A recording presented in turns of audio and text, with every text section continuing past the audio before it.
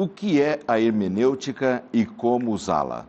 Por que a interpretação da palavra de Deus é tão necessária no estudo da Bíblia? Esses e outros temas nós vamos estudar agora no programa Lições da Bíblia. Olá, amigo da Novo Tempo, o programa está no ar, estamos começando com muita alegria. Ficamos felizes porque vocês estão sempre aí acompanhando, com a Bíblia aberta, o manual de estudos em mãos, porque nesta temporada estamos estudando sobre a interpretação da Bíblia. É tão importante nós entendermos as regras, os cuidados, os critérios da interpretação bíblica e que também leva o nome de hermenêutica, que é a arte de você interpretar. Vamos estudar um pouco mais sobre isso. E juntamente com amigos que visitam o programa e vocês que estão aí acompanhando em casa, no trabalho ou pelo seu celular, não importa onde você esteja, a gente sempre vai crescendo no conhecimento da palavra, não é verdade? Por isso que a gente agradece muito a sua audiência. Divulgue para os seus amigos o programa Lições da Bíblia da TV Novo Tempo. Coloque aí nas suas redes sociais, convide seus amigos para assistirem também, porque vale a pena podermos entender melhor a Bíblia e a vontade de Deus. Os dois amigos que estiveram na semana passada retornam ao programa, são dois jovens pastores e estudiosos. Eu converso aqui com o Hélio Miguel, que retorna.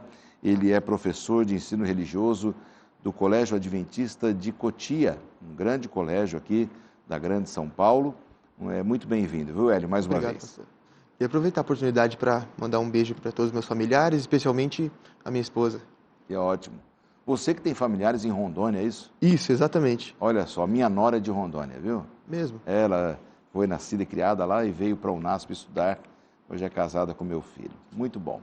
Um abraço a todos os amigos de Rondônia, um abraço a todos os familiares aqui do pastor e também aos alunos dele lá no Colégio Adventista de Cotia. Juntamente com o pastor Hélio está o pastor Patrick Siqueira, já esteve com a gente a semana passada, já jovem, mas com bastante experiência, estudioso da Bíblia, é o capelão do Colégio Adventista de Cotia. Muito bem-vindo, pastor, obrigado pela presença de novo. Uma alegria poder estar aqui novamente, nesse programa tão abençoado, né? Estudando a Palavra de Deus. Queria mandar um grande abraço agora para minha mãe, Maristela, gosta muito da TV Novo Tempo, para minha irmã Karina e meu cunhado Kelsen. Que bom. Aqueles que são mais achegados, né? Telespectadores fiéis lá. Então, um abraço para vocês. Tá bom, que ótimo. Um abraço para vocês também. Uma alegria e obrigado aos administradores do Colégio Adventista de Cotia por ter liberado esses dois colegas aqui para estarem com a gente no programa de hoje mais uma vez, né? Deixam as aulas, o trabalho, mas estão ajudando também a TV Novo Tempo a alcançar pessoas para Jesus, cumprindo a missão que eles têm também. Amém. Amigos, vamos fazer uma oração para começar. Convido a você que ore com a gente. Hélio, você pode orar, por favor? Senhor, louvamos o Teu nome porque podemos entrar em Tua presença, louvamos o Teu nome porque o Senhor é grande e o Senhor deixou a palavra para nós, para que nós pudéssemos estudá-la. Nesse momento vamos discutir algumas coisas concernentes a elas, que têm relação com a Bíblia. Obrigado porque podemos ter essa oportunidade e nos enche do Teu Santo Espírito, que nós possamos ser abençoados por Ti, que tudo que a gente fale seja vindo de Ti, por favor. Em nome de Jesus nós pedimos. Amém. Amém. Pastor Patrick, o tema aqui é por que a interpretação é necessária. Então eu começo com essa pergunta para você, a sua visão sobre por que a interpretação da Bíblia é necessária. Nós vivemos hoje um tempo de pós-verdade.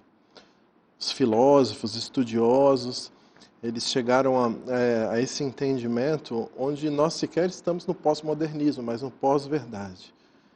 É interessante, pastor, que constantemente nas mídias, nos jornais, nós vemos uma luta de narrativas onde forças empresariais, forças políticas tentam controlar mensagens que chegam até nós.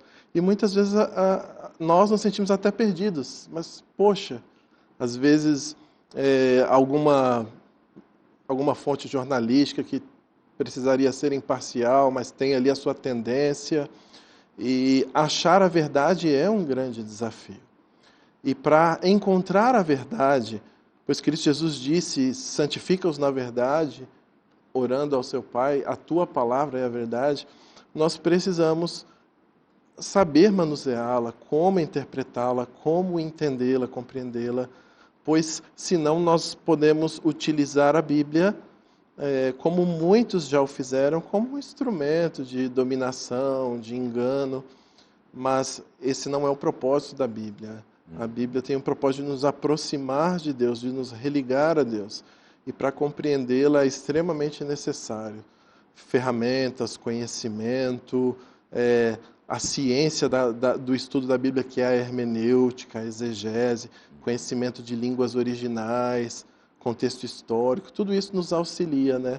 E, acima de tudo, a própria Bíblia que nos dá dicas e nos ensina como interpretá-la e como compreendê-la. E Hélio, a sua visão também sobre o porquê é importante buscarmos a interpretação da palavra de Deus. Pastor Lanza, se a gente pega, como o próprio Patrick falou, essa época onde vivemos, onde cada um sabe o que é melhor para si, cada um acha que vai conhecer o que é próprio de si mesmo, né? O que acha que é verdade, o que pensa que talvez seja melhor. A gente pode correr o risco seríssimo de tornar a Bíblia algo muito subjetivo. E não é somente isso, né? Imagina, eu leio a Bíblia e aí, às vezes, eu não interpreto.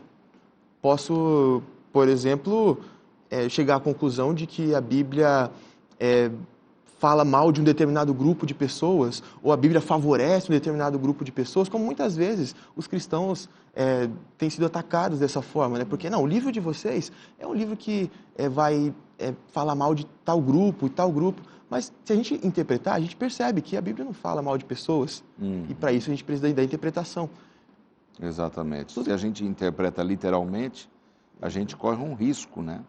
Um risco de estar fazendo um juízo errado, né? Porque literalmente não é tudo que pode ser interpretado. Isso não só na Bíblia, não é? Você pode pegar na língua portuguesa uma interpretação do texto, né? Especialmente onde nós temos uma língua com muitas palavras semelhantes, né? Como, por exemplo, manga, fruta, manga d'água, manga de camisa. Isso dentro de um texto, dependendo do contexto, é um outro significado. Você tem que interpretar realmente o texto para você não correr o risco de ter uma ordem errada. E não é porque a Bíblia é um livro que vem de Deus que a gente tem que ir exatamente no sentido como está aqui, porque isso pode ser perigoso o tiro ir para um outro canto, que não seja a interpretação correta, não é, Patrick? É verdade. A polissemia das palavras é um dos desafios, né, da compreensão, especialmente porque quando você pega o hebraico bíblico, ele tem cerca de 7.000 palavras. Até algo muito interessante que, por exemplo, no Antigo Testamento, isso foi no Novo Testamento, foi uma falha. Sim. Mas assim, no grego diz que Jesus foi crucificado com os pregos nas mãos. Aí a arqueologia descobriu que, na verdade, o prego vinha aqui. Próximo às mãos do pulso ali. Porque mão, naquele contexto, era toda essa região. Então, são imensos os desafios. A própria linguagem ela tem muitas limitações, né? Ela Sim. tem expressões, por exemplo... nós podemos estar aqui para começar a gravação do programa, e o pastor Lanza pergunta, está todo mundo aí? Todo mundo está pronto? Mas não está todo mundo aqui dentro. E a Bíblia, pessoas, né, a Bíblia ela usa uma linguagem limitada, uma linguagem humana, que às vezes tem suas dificuldades, né, suas falhas, mas ela tenta expressar, né, da melhor maneira possível o conhecimento sobre Deus, e embora ela tem essas características limitadas e falhas da humanidade, porque a Bíblia é o conhecimento de Deus, mas que vem através do ser humano, mas ela é totalmente capaz de nos guiar à salvação e nos dar tudo aquilo que nós precisamos conhecer sobre Deus. Exatamente. O verso principal aqui do nosso manual de estudos dessa semana, ele está no livro de Hebreus, capítulo 11, verso 6. Achei interessante aqui, Hélio, o seguinte: de fato, sem fé, diz o texto, é impossível agradar a Deus, porquanto é necessário que aquele que se aproxima de Deus creia que Ele existe e que se torna galardoador dos que o buscam. Por que é preciso fé para a interpretação da Bíblia? Bom, pastor, são pelo menos mais de um motivo, né? A gente pode, não precisa listar todos, mas primeiro vamos definir fé, né? Porque segundo o próprio autor de Hebreus, né, que nesse mesmo capítulo ele fala que a fé é a certeza do que se espera e a convicção daquilo que não se vê. Então, às vezes a gente pode confundir fé com esperança. Porque às vezes eu posso falar, não, tenho fé de que tal coisa vai acontecer comigo. Mas na verdade eu tenho, muita esperança. Eu não tenho convicção, não tenho nada concreto que me traga a certeza de que aquilo vai acontecer. Eu só tenho a esperança, eu quero muito que aconteça. Isso não é fé. Fé é a convicção. Eu conheço fatos que vão me dar certeza daquilo e por causa daqueles fatos eu tenho fé. Então ele fala que sem fé é impossível agradar a Deus.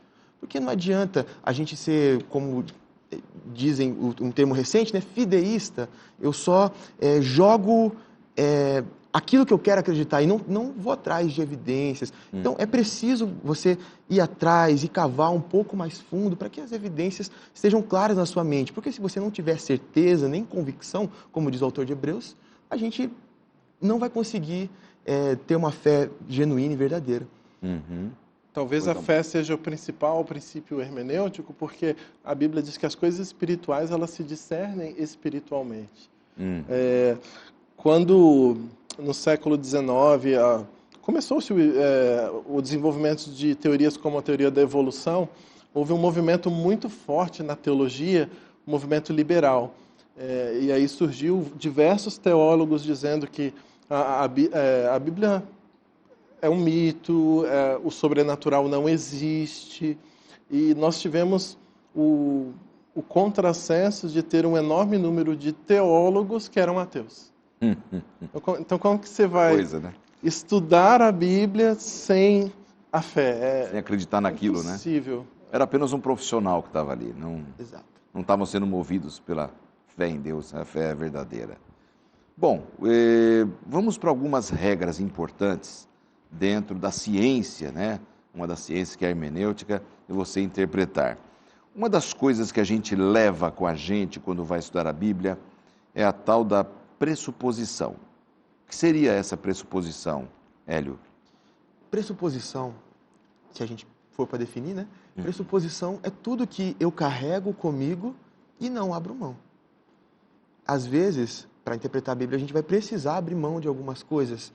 Por exemplo, se eu chego para estudar a Bíblia já crendo que, vamos supor, o domingo é um dia especial para a guarda.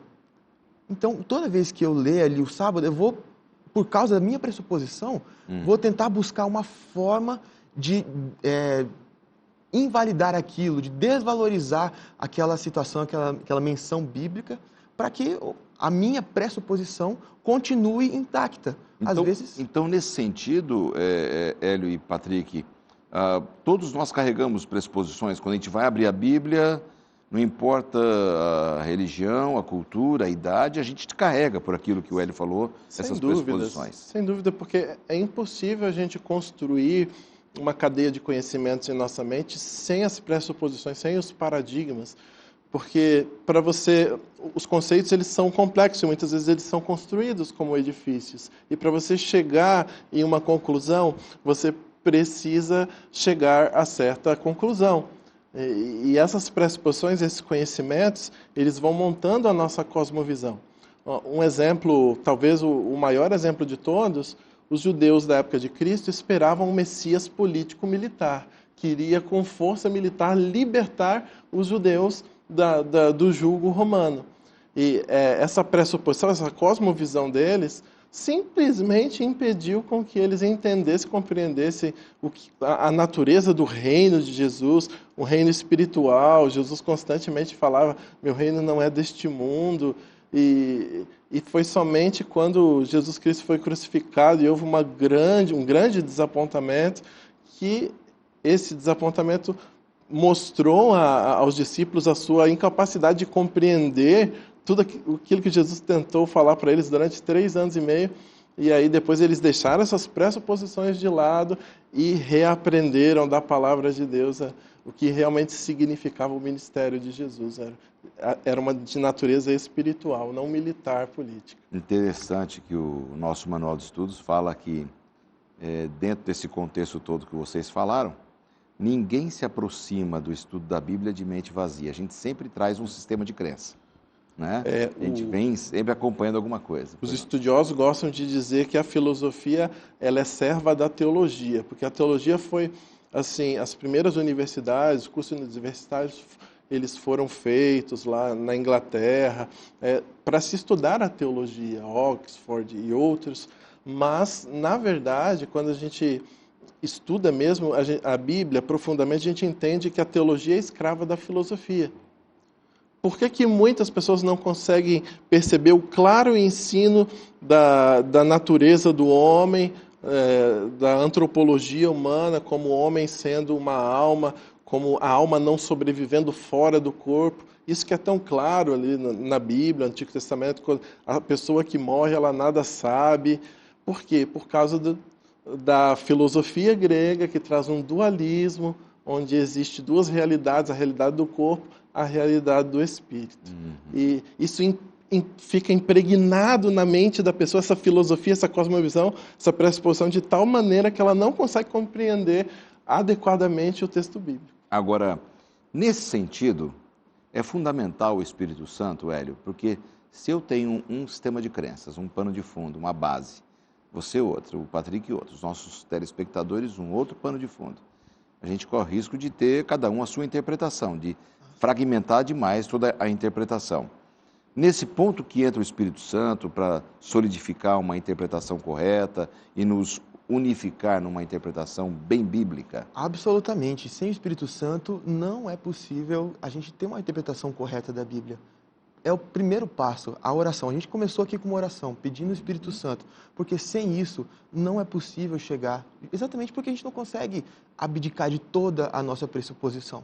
Algum ponto vai ficar ali, alguma crença que às vezes pode ser até limitante para o estudo da Bíblia. Por isso que a gente precisa pedir para Deus, para que o Espírito Santo nos preencha, porque segundo João, Jesus diz, o Espírito Santo vai vir e vai convencer o mundo do pecado, da justiça e do juízo. Então, o papel de convencimento, o papel de produzir na minha mente esse novo conhecimento, esse novo paradigma, mudar o clique, né, aqui da minha mente, até que funcionava aqui. A partir de agora, o Espírito Santo me convenceu de que é assim, é o Espírito Santo que vai fazer isso. Perfeito. Vamos para o intervalo agora e já vão pensando na resposta que eu vou deixar a pergunta aqui para vocês e para os nossos telespectadores. A pergunta é: o mesmo princípio usado pelo Espírito Santo em unificar a mente dos escritores bíblicos também está por detrás daquele que estuda fielmente a Bíblia, usando regras de interpretação, correção, tradução e buscando a verdade? Esse mesmo Espírito vai nos unificar na interpretação da verdade? Então não saia daí, nós voltamos já já. Começando o segundo bloco do programa dessa semana, conversando aqui com os amigos que visitam o Hélio Miguel, que é um jovem professor de ensino religioso do Colégio Adventista de Cotia, formado em teologia, tem mestrado também, né, Hélio? Uma alegria ter um jovem já com mestrado na área. E o Patrick, que é pastor, capelão do Colégio de Cotia, o mesmo colégio do Hélio. Trabalhamos juntos no Rio Grande do Sul, né? É verdade, tive o privilégio de tê-lo como meu secretário de foi um bom período de trabalho. Naquela época, lá na Associação Central Sul-Rio-Grandense, eu comecei a fazer o mestrado aqui no NASP, e o primeiro ano eu fiz lá no Rio Grande do Sul, aí recebi um chamado e vim para São Paulo. São Paulo. Aí quando terminei o mestrado, estava aqui. Já estava para cá. Excelente, muito bom receber esses dois colegas aqui no programa. Deixei aqui no ar uma pergunta para esses jovens a respeito do Espírito Santo, já que o Espírito Santo foi fundamental para manter a unidade do pensamento bíblico dos autores. Hoje, ele também é importante? Como que a gente pode avaliar isso? Aí vamos lá, Patrick. Então, o Espírito Santo, quando Jesus Cristo subiu ao céu, ele enviou o Espírito. E ele está interagindo com o ser humano constantemente, Como nos disse levando... aqui o Ed, né? Convencendo o mundo do pecado, da justiça e do juízo. Exatamente. E Satanás, ele tenta deturpar a obra do Espírito Santo, né? Uhum. E no século XIX, nós tivemos um alemão muito importante, Schleiermacher, e ele desenvolveu a chamada teologia do encontro, onde a revelação bíblica não é mais os 66 livros onde o Espírito Santo desceu sobre o profeta e ele, inspirado, escreveu a palavra de Deus. Nessa nova teologia de Schleiermacher, é a teologia do encontro, onde, se eu estou na igreja, no culto, o Espírito Santo desce sobre mim e eu tenho revelação.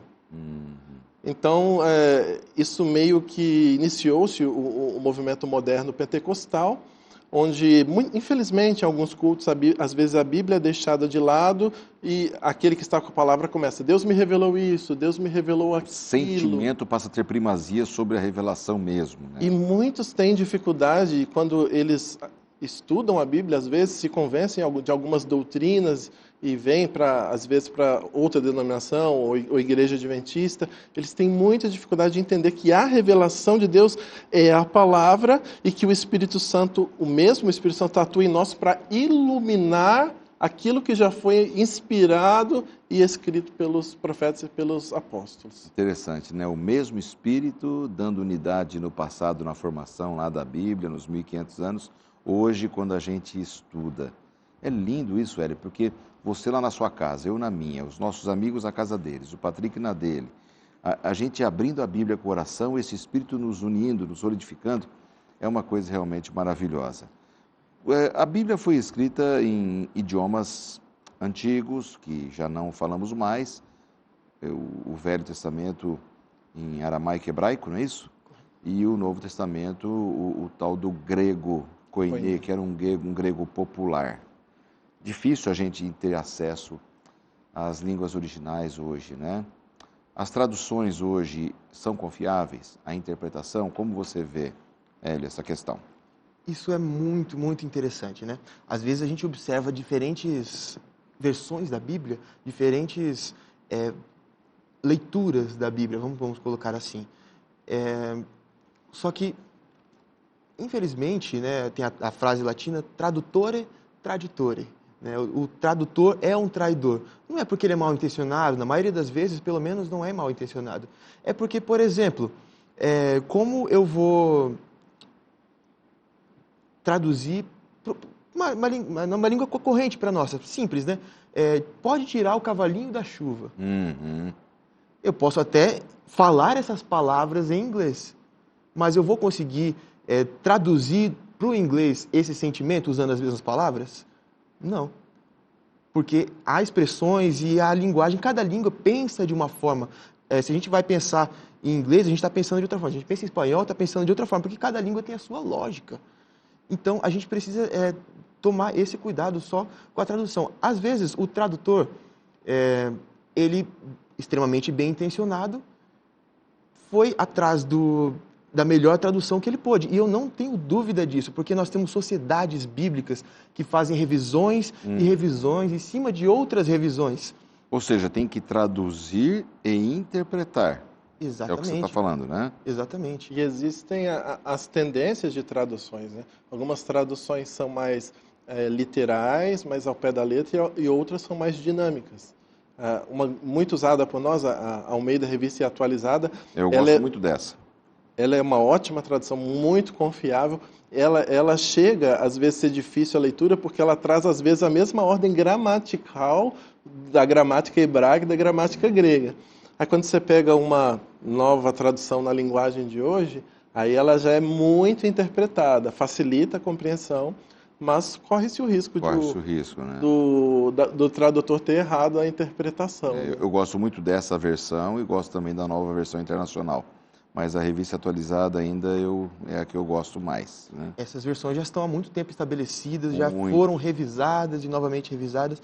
E essa diferença de linguagem, às vezes é só porque o tradutor ele fala assim, eu vou ser mais fiel à estrutura que está no texto original, ou eu vou colocar mais inteligível, palatável, para que a pessoa que está lendo entenda de forma mais rápida, né? É por isso que a gente tem essa diferença de linguagens da Bíblia, mas... É indicado para o devocional uma tradução mais dinâmica, ou seja, mais interpretada. E para o estudo profundo, uma mais literal. Sem dúvida. Esses dias eu estava lendo a Bíblia numa versão recente, assim, conhecida como A Mensagem.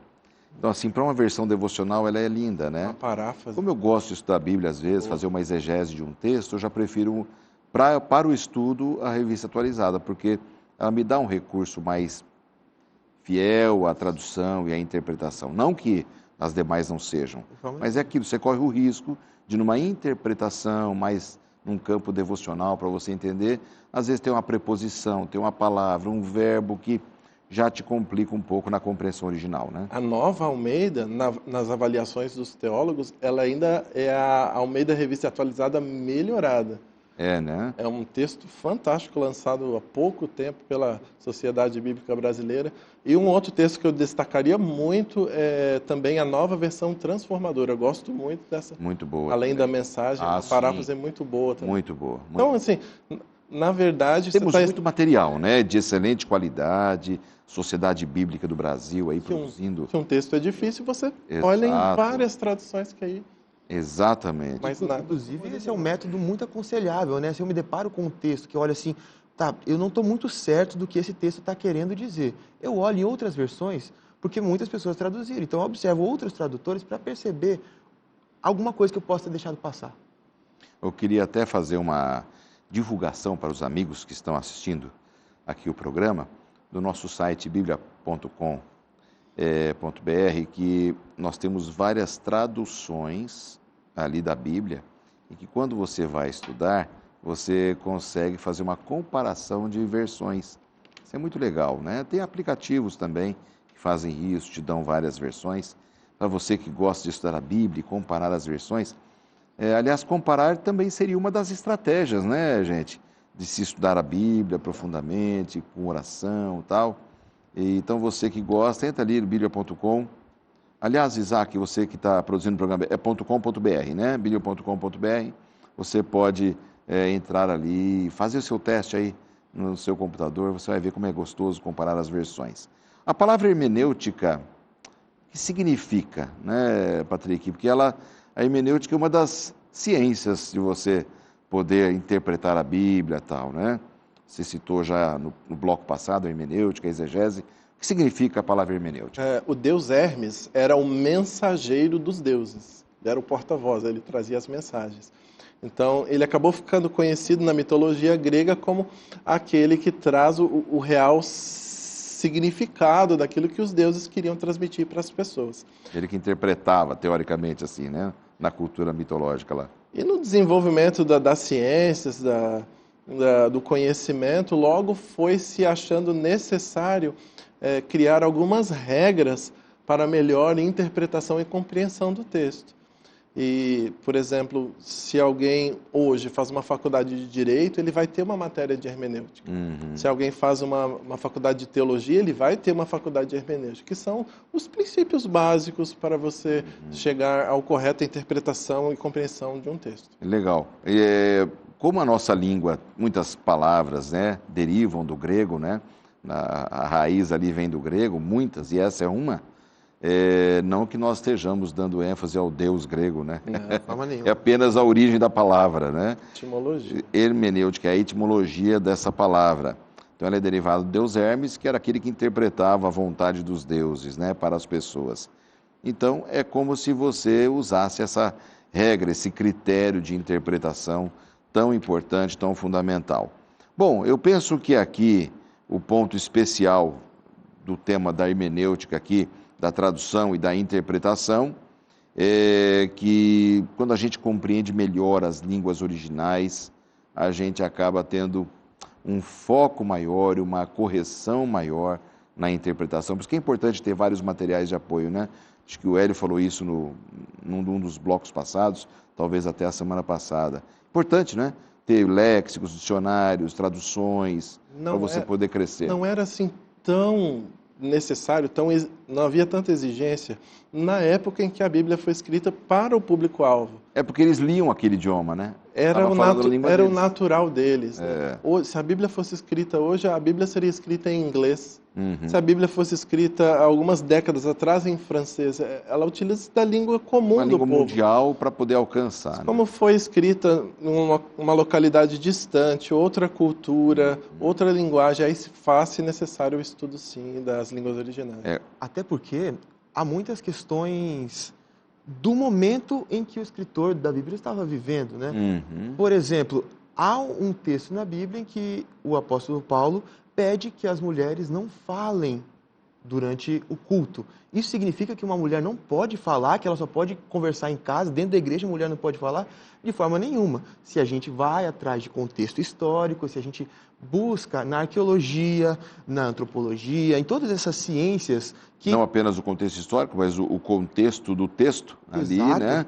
Para você poder entender do que está falando, né? Sim. E se a gente busca todos esses recursos que estão disponíveis para a gente, e com facilidade, com valores até acessíveis para o público, se a gente usa esses recursos, a gente compreende que não é bem assim, não é o que está dizendo literalmente. A gente pode observar o contexto que já vai mudar.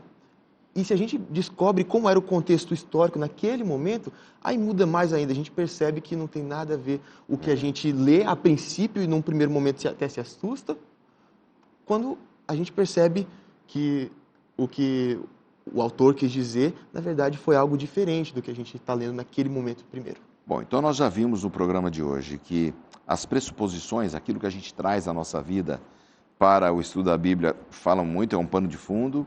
A importância de traduzir bem, interpretar corretamente, que é a regra da hermenêutica fundamental, né? Respeitar contexto, sentido original, para não virar um pretexto e interpretar ruim. E aí vem uma questão, e a cultura? Por exemplo, o que a Bíblia fala sobre a cultura? A minha cultura é desculpa para eu interpretar errado ou para eu não seguir aquele conselho da Bíblia, Patrick? Como é que a gente pode entender a Bíblia e a cultura? Sem dúvida, a cultura fala muito forte, porque a nossa cosmovisão, toda a nossa visão de mundo e pressuposições, a cultura influencia grandemente, né? Eu sempre me lembro da história de um missionário que foi pregar o evangélico a uma das tribos africanas. E, obviamente, como ele estava ali falando com tribos selvagens, nativas da localidade, ele estava todas as noites pregando a Bíblia, mas eles vinham com a roupa que eles usavam normalmente. As mulheres vinham com seios de fora, com toda a cultura deles, a modelo e uso e cultura deles. Aí o pastor teve uma ideia, não, nosso projeto aqui eu vou dar um nome, mais vida, algo do tipo, fez uma camiseta e deu para as irmãs. Aí no outro dia elas com a camiseta meio ficaram assim, né, assim, incomodadas, desajeitadas e tal, mas vestiram. No outro dia elas voltam felizes da vida com a camiseta, mas fizeram um buraquinho nos seios, ficaram com eles de fora. Por quê? Aquilo desde que elas vieram à existência é o correto, é o normal.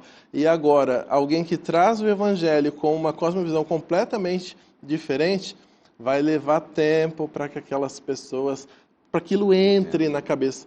É a mesma questão de Jesus, 3 anos e meio falando, eu não sou um Messias político, militar, mas demorou para entrar devido à cosmovisão e à cultura que eles tinham. O evangelho é transcultural, Hélio? Como você vê assim, ele transcende a cultura? A minha cultura não é desculpa para não segui-lo, a minha cultura não é desculpa para não interpretá-lo. Pastor, o evangelho, ele independe da cultura. O evangelho é muito maior e anterior até a qualquer cultura existir. Porque, segundo a própria Bíblia, o evangelho é um evangelho eterno, né? Já existe desde a fundação do mundo, como o apóstolo Paulo também fala para a gente. Então, antes de qualquer cultura existir, o evangelho existia. O evangelho é muito anterior. Então, se em algum ponto da minha cultura o evangelho vai ser prejudicado, o problema é da minha cultura e não do evangelho. Eu preciso abdicar da minha cultura, o que é muito difícil, porque é um desafio de status quo, é um desafio de como a sociedade pensa, todos ao meu redor pensam. E as pessoas podem até se enganar nesse sentido, né? Enganar a si mesmas, mas não tem como eu dizer que eu não me preocupo em não ser aceito por um grupo, pela minha sociedade. Ninguém vive isolado, não é? Então é um processo muito difícil esse de desafiar o status quo, desafiar a cultura e observar, se esse ponto da minha cultura fere o evangelho, eu prefiro deixar minha cultura de lado do que o evangelho de lado. Uhum. Bom, o tema é fantástico. Nosso tempo está passando rapidamente e já, após o intervalo, a gente volta a conversar com vocês a respeito desse tema tão importante, que é a visão especial que estamos recebendo do tema dessa semana, porque a interpretação da Bíblia é necessária e porque a Bíblia transcende a cultura, é muito maior que ela. Não saia daí, nós voltamos já. De volta com o terceiro e último bloco do programa. E eu já quero abrir o bloco oferecendo a você que acompanha o programa um presente para estudar a Bíblia com um direcionamento muito bom, com um guia de estudos que vai esclarecer tantas coisas boas na sua vida e na sua mente, para você interpretar bem a palavra de Deus. É o curso bíblico digital Descobertas Bíblicas. E onde você pode ter acesso? No site biblia.com.br. Ali você entra, tem vários cursos digitais que oferecemos. Você vai clicar em cima de Descobertas Bíblicas, vai preencher um rápido cadastro, vai ter ali o link de acesso liberado para você poder, através do seu celular, tablet, computador, fazer o seu curso bíblico digital. É muito fácil. Temas lindos, encantadores da Palavra de Deus, organizados por temas que vão lhe ajudar muito no norteamento da sua vida, da sua visão sobre a Palavra de Deus, sobre o passado, o presente e o futuro, aquilo que Deus espera de cada um de nós. Então faça isso, você vai ter crescimento espiritual. Os amigos Hélio Miguel e Patrick Siqueira estão trabalhando com a gente, esse tema importante da interpretação. Estávamos falando sobre a cultura, Patrick. Mais alguma coisa que você gostaria de destacar sobre se a cultura prevalece sobre a Bíblia ou é o contrário? Como você vê? A cultura é um fator predominante para a aceitação do Evangelho. Quando você vai, por exemplo, para um país da Europa com alto IDH, as pessoas têm uma cultura muito desenvolvida, muito IDH, conhecimento. o Índice de Desenvolvimento Humano, né? Exato. E são pessoas prósperas, pessoas com muito conhecimento. Às vezes elas se sentem felizes, satisfeitas, e não há tanta abertura para o Evangelho. Quando você vai, às vezes, para uma sociocultura diferente, às vezes um povo mais necessitado, existe ali um recebimento melhor. Paulo, em Atos 17, 16 em diante, ele estava num ambiente meio hostil para o recebimento do Evangelho, que na época ele estava no centro cultural do mundo, que era a cidade de Atenas. E a forma com que ele pregava o Evangelho, ele adaptou-se, ele usou ganchos culturais. E ele fez uma exposição fantástica. Enquanto ele foi observador, ele encontrou ali o Deus ao desconhecido, e os atenienses ali talvez nem dessem muita importância, talvez nem conhecessem muito bem, mas ele falou, olha, vocês não sabem, mas eu vou falar para vocês quem ele é. E ali ele começou uma exposição, e ao final dessa exposição, ali umas 3 ou 4 pessoas aceitaram o Evangelho, que naquela cultura, naquele povo, foi uma grande vitória. E sabe que essa questão de aproveitar a cultura para a pregação do Evangelho é muito interessante. Eu conheço a história de um pregador do século XX, missionário. Ele foi para Nova Guiné, junto com toda a sua família, evangelizar uma das poucas tribos que ainda era tanto caçadora de cabeças quanto canibal. E eles, super com medo, começaram a contar a história de Jesus toda. E quando terminaram a história de Jesus, a tribo começou a aplaudir Judas. Porque na cultura deles, a traição é uma coisa boa, uma coisa importante. Então, quem é traidor é o herói. E agora, como é que você vai pôr na Exato. mente deles que Judas foi o traidor, né? E eles agora desesperados, pensando que poxa, esse povo está me recebendo bem. E para eles a traição, engordar a pessoa para depois trair é bom. Então a gente está com medo e a gente está desesperado porque o evangelho não está sendo pregado, a gente não está sendo capaz. Oraram a Deus, pediram uma iluminação e descobriram uma brecha na cultura. Dentro da cultura deles havia uma cultura chamada filho da paz. É uma criança que uma tribo dava a outra tribo para ser cuidada. Enquanto essa criança estivesse viva, a paz deveria ser estabelecida e ninguém poderia trair ninguém de uma tribo e outra. E agora eles tiveram essa ideia. Poxa, Jesus é o Filho de Deus. Então vamos explicar para eles que Judas traiu a criança da paz de Deus. Deus deu a criança da paz para nós e nós... E veio um cidadão e o traiu, né? Exatamente. Nós o matamos e o pior, o Judas traiu ele. Judas não é o herói, Judas é o pior vilão de todos. E aí a tribo toda começou a execrar Judas e se renderam ao Evangelho. Porque a gente pode aproveitar, de fato, esse é um exemplo, a cultura dominante para poder pregar o Evangelho. O Evangelho traz muitas oportunidades para a gente. É verdade, muito bem colocado aí por vocês. Indo para a parte final aqui do nosso programa, nós temos 2 assuntos ainda para tratar. O primeiro é sobre a nossa natureza pecaminosa e caída. Ela também é desculpa para interpretarmos diferentemente o Evangelho, porque todos nós somos pecadores, nascemos pecadores, essa é a nossa natureza, não é?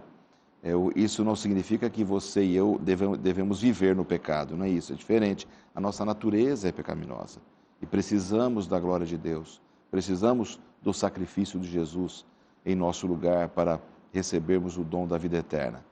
Mas essa natureza justifica, eu não sigo a Bíblia porque essa é a minha natureza, eu venho assim, de pai, de mãe, de avô. Gabriela, né? Hã? Gabriela, assim, nasci de Gabriela, assim, sou nasci assim, vou morrer assim. Como é que é? Como é que vocês veem essa questão? Mesmo como é que você vê, Patrick? É um dos maiores empecilhos, né, obviamente, para interpretação, compreensão da palavra de Deus, nossa própria natureza.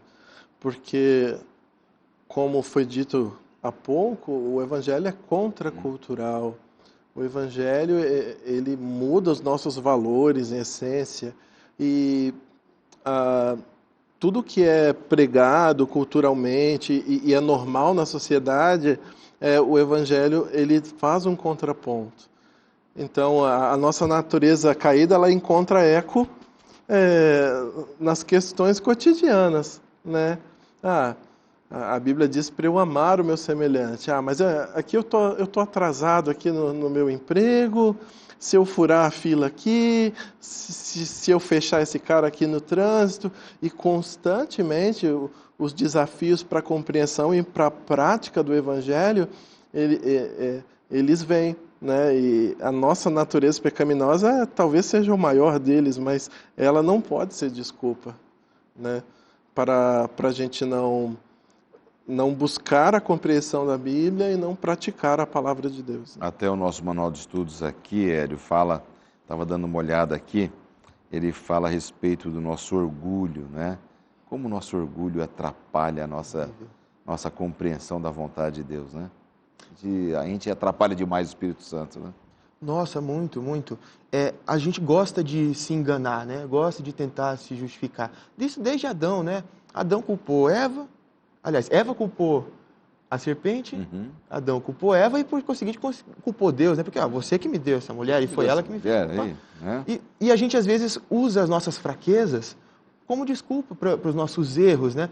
Suponhamos, por exemplo, que eu tenha uma vontade muito grande de fumar um cigarro. A minha vontade, o meu desejo intenso, a minha necessidade por nicotina não torna o cigarro saudável. Assim como as minhas inclinações não justificam os meus erros. Eu devo lutar contra elas. Sei que algumas vezes eu não vou conseguir vencer, mas é por isso que temos a graça. Exato. A mesma graça que me ajuda, apesar da minha natureza, de toda essa minha maldade, a compreender a Bíblia de forma correta. Exato. Jeremias 17:9 diz que o coração humano é mau e desesperadamente corrupto.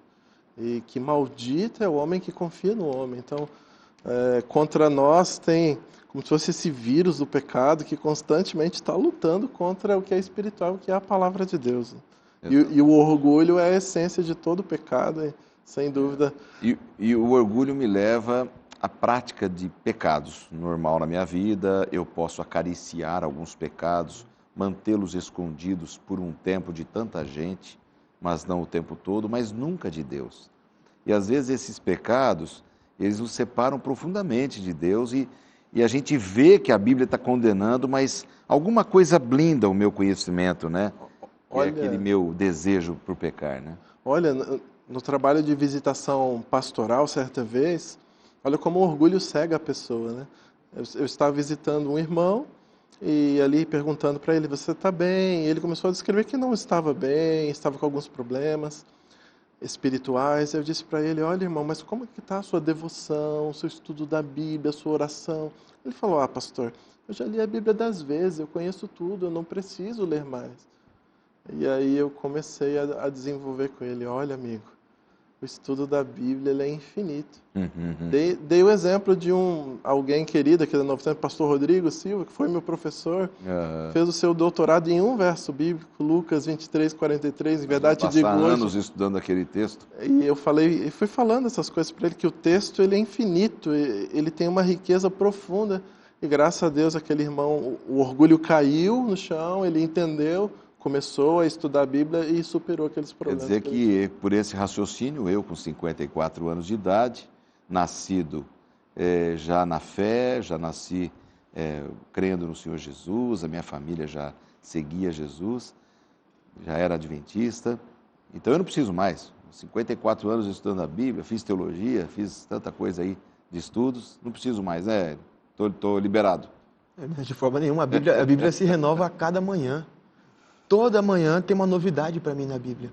Eu tenho um professor muito querido nosso, que é o professor Emilson Reis. Ele dizia que quando ele era criança, ele lia a história de José, estudava a história de José e observava a perspectiva de José. Aí quando ele virou adolescente, ele começou a observar a perspectiva dos irmãos. E aí quando ele se tornou adulto, ele começou a observar a perspectiva da história de José por Jacó. Ou seja, em cada fase da minha vida, o mesmo verso da Bíblia vai servir para uma coisa diferente. A Bíblia, como eu já falei, se renova a toda manhã. A cada manhã tem uma novidade para mim. Agora, para a gente fechar aqui, Patrick, então, para não ficar dúvida na mente dos nossos amigos telespectadores, por que a interpretação da Bíblia é tão importante? Nós já falamos, mas vamos deixar bem claro mais uma vez aqui, por que ela se torna tão importante para todos nós. Olha, pastor Lanza, infelizmente hoje, para alguns, a religião se tornou um comércio. Certas denominações, para você abrir uma extensão da igreja, funciona como franquia. Você paga um valor, chega ao absurdo de um dia eu estar folheando o jornal e ver ali, vende-se igreja com 50 fiéis dizimistas, valor R$80 mil. Então, foi profetizado pelos apóstolos que no fim dos tempos pessoas gananciosas iriam deturpar a verdade para o seu enriquecimento. E a única forma, a única maneira de nós não sermos enganados é nós aprendermos por nós mesmos interpretar, estudar e compreender as Escrituras, para que nós não possamos ser enganados por outras pessoas que têm suas motivações espúrias e utilizam a Bíblia para enganar as pessoas. Quando você não interpreta corretamente, você permanece no erro e cria uma série de problemas para a sua vida, né? Fica refém de líderes religiosos e sistemas religiosos. Ficamos reféns desses sistemas e de líderes aí.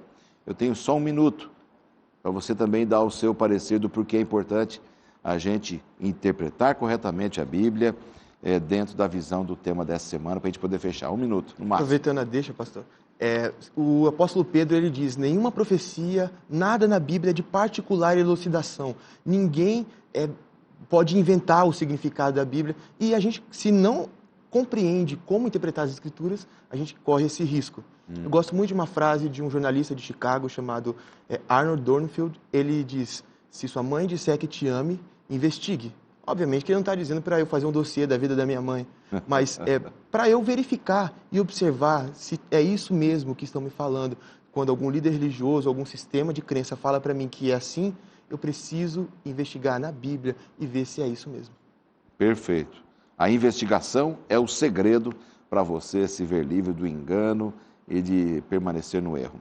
Nessas 2 últimas semanas, recebemos aqui esses 2 jovens pastores e obrigado pela participação de vocês, Patrick e Hélio. Eu agradeço. E vocês são muito bem-vindos. Em outras vezes, vamos enviar um convite para vocês participarem mais vezes com a gente aqui. Esperamos que vocês tenham gostado e que você possa colocar a interpretação da palavra corretamente no seu coração. Deus te abençoe. Temos um encontro marcado na semana que vem. Até lá.